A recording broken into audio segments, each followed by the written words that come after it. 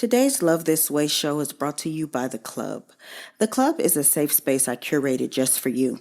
There's tips, challenges, downloads, ebooks, journals, coloring books. Just all you need to help you to succeed in your relationship endeavors. The best part? Each tier comes with free coaching sessions with me. So if you've been wanting to book a session with me but couldn't quite afford it yet, join a club and save hundreds. The coaching sessions alone are reason enough to join. With tiers starting at only $37 a month, you don't want to miss this opportunity. Visit shaliavinny.com, choose the membership level of your choice, and go to your calendar and book your free session. I can't wait to connect more with you. And make sure you mention Love This Way sent you.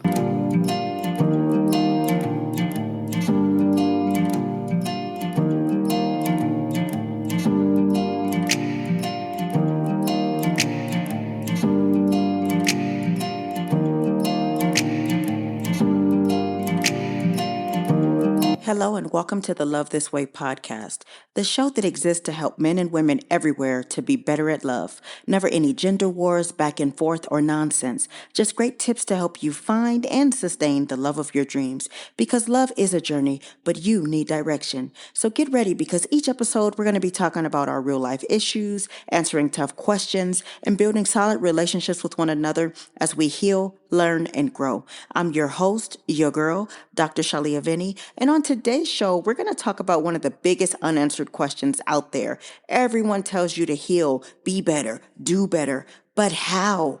It sounds so good to tell someone to heal, but today I'm going to tell you how. Are you ready? Okay, so today we're going to be tackling one of the biggest questions that comes up. How do you actually heal before stepping into a new relationship? We hear therapists, coaches, even your friends, they all say the same thing. Take time to heal first. But what does that really mean? How do you know when you've healed? How can you be sure that this time you're not going to repeat the same patterns or end up hurt all over again? Because healing isn't just some checklist or a finish line. It's a personal journey that involves self-discovery, reflection, and growth. And while no one can hand you an exact roadmap, today we're going to talk about the steps you can take, the signs that you're ready to open your heart again, and the ways you can avoid falling into the same old patterns. So if you're ready to understand what it truly means to heal and prepare yourself for real love, this episode is for you.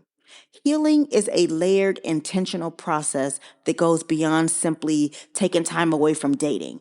It's about actively working through emotions, understanding patterns, and rebuilding a solid sense of self. So let's break down some practical steps that you can actually take to make the process of healing more accessible and also give you a clear roadmap for how to begin. Step number one, I want you to reflect on those past relationships and those patterns. Take inventory of past relationships. Reflect on your past relationships one by one. Identify any recurring themes or patterns, like did you rush into things? Did you ignore red flags? Were you struggling to maintain boundaries? By understanding these patterns, you're going to gain insight into what you may need to change or watch for in future relationships. I want you to talk it out, write it down. You can do some journaling. Journaling can reveal emotions or thoughts that might be hard to articulate otherwise. Ask yourself questions like, what did I do to compromise? Or did I compromise too much? Did I lose parts of myself in the relationship? This process is going to bring clarity to what you're healing from and what you'd like to avoid in the future. And then I know a lot of y'all hate this one, but I want you to examine your role because healing is going to involve some accountability. Consider what role you may have played in the relationship's challenges and even how it ended.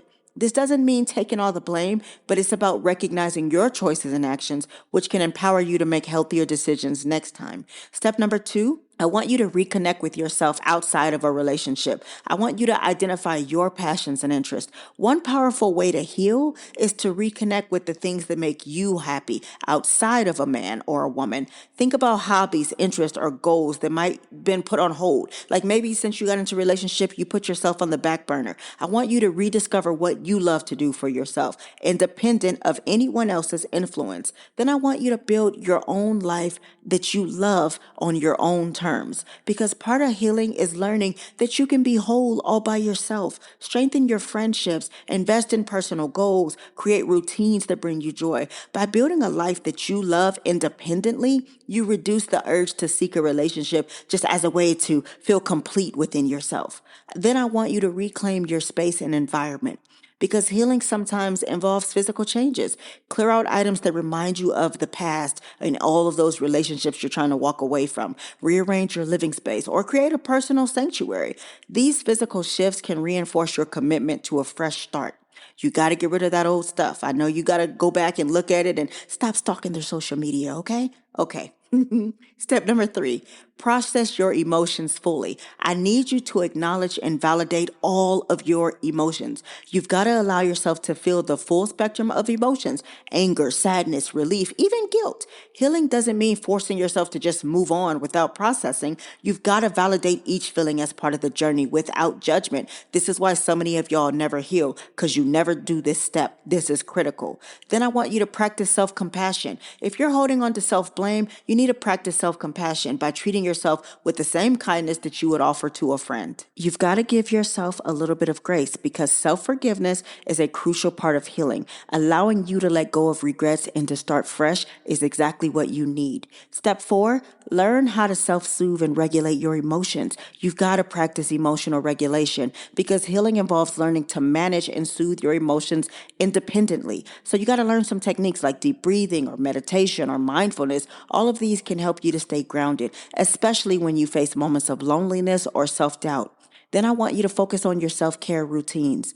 Establish daily or weekly self-care rituals that nurture your mental and physical well-being. This could be anything from a morning meditation to physical exercise or a creative hobby. Self-care reinforces your ability to feel fulfilled on your own. Then you're going to set healthy boundaries with yourself and others. You know, we've talked about this. Healing involves setting boundaries that protect your peace. This might mean limiting contact with that ex, saying no when you need to, or avoiding situations that trigger emotional setbacks. These boundaries strengthen your emotional resilience that shows you that you can prioritize your well-being. Step 5, the last one, I want you to reframe healing as a personal journey, not a timeline. Release the pressures to just get over it, because healing is deeply personal and it doesn't adhere to a timeline. Some days might feel easy, while other days you might be bringing up old wounds. Accept that setbacks are part of the process and that healing doesn't mean you won't ever feel again. It means that you're building resilience and learning to process it in healthier ways. Mature growth is inner peace, not relationship status. A key sign of healing is feeling powerful within yourself, not defined by whether or not you're dating. When you're no longer looking to someone else for validation and you're content with your own company, that's when you know you got closer to healing. So now that you've actually started healing, how do you know when you're actually ready to date? While healing doesn't have a strict timeline, there are some clear signs that indicate you're in a healthier place emotionally. So here are some indicators that you may be ready to open your heart again. You feel comfortable being alone. One of the most significant signs of healing is feeling content in your own company. If you're no longer afraid of being single and you actually enjoy your own space and time, it shows that you're not looking for a relationship to complete you anymore. You don't feel the need to talk about your ex constantly. If thoughts of your ex or your past still consume you, it might be a sign that you have unresolved feelings. When you're truly ready, your past relationships will feel more like a chapter that's closed rather than something you need to revisit or vent about. You're willing to trust again. Now, this doesn't mean that you're naive or you're ignoring potential red flags, but you're actually open to seeing new people as individuals, not as potential sources of pain. You'll know you're ready when you feel capable of trusting without being weighed down by suspicion or fear. And the last one, you know your boundaries. Another sign of healing is a clear sense of your boundaries, both what you need to feel secure and what you won't tolerate. Being clear on these boundaries shows that you've gained self-respect and you won't compromise easily just to make a relationship work. Now, these signs, of course, aren't a guarantee that dating will be perfect, but they're strong indicators that you've done the inner work to set yourself up for a healthier experience going forward.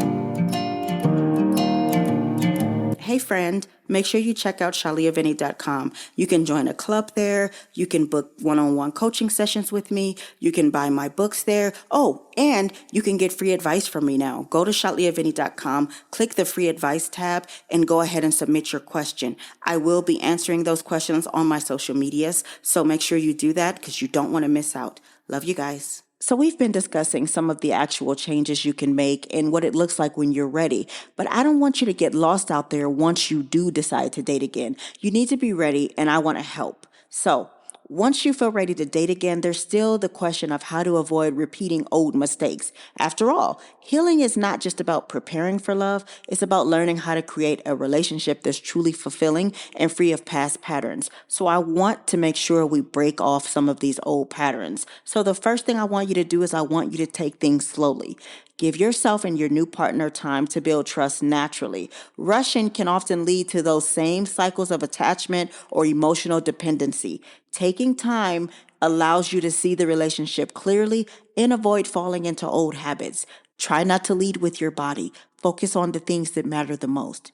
I want you to also communicate your needs and boundaries early. Start each relationship with honest communication about your boundaries and your expectations. This includes knowing what you want from a relationship and not compromising just to make it work. Setting the tone from the start helps to ensure that you're respected and valued. I want you to prioritize your emotional vulnerability and growth. Remember that healing doesn't stop once you're in a new relationship. Be willing to continue the reflective work and encourage your partner to do the same. This growth mindset helps you to both navigate changes and build a resilient connection. And the last thing, I want you to watch for red flags, but don't hyperfixate on them. Stay aware of potential red flags, but resist the urge to compare every action to your past relationship. Balance your instincts with open-mindedness, allowing the new relationship the chance to be different while still protecting yourself when needed. Now, if you'll go ahead and implement some of these strategies, you're going to set the foundation for a relationship where you're both secure and growing. Healing from the past doesn't mean you're immune to mistakes, but it does give you the tools to make better choices.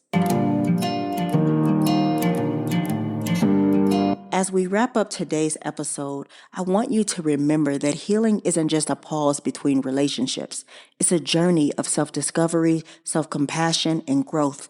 It's the process of untangling yourself from past hurt and redefining who you are outside of any partnership, and then becoming someone who can love deeply without losing themselves in the process.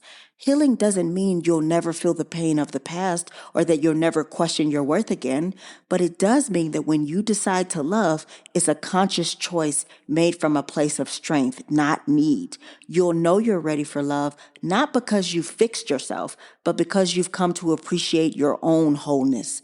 You've learned to trust yourself, to honor your own needs, and to see love as a beautiful addition to your life, not a solution to your fears or insecurities. And for anyone who feels anxious or uncertain about their progress, know this. Healing is not a destination. It's a lifelong commitment to honoring your own journey and letting yourself grow at your own pace. The most profound act of self-love is the willingness to do this work, to embrace each step, and to trust that you're becoming exactly who you're supposed to be.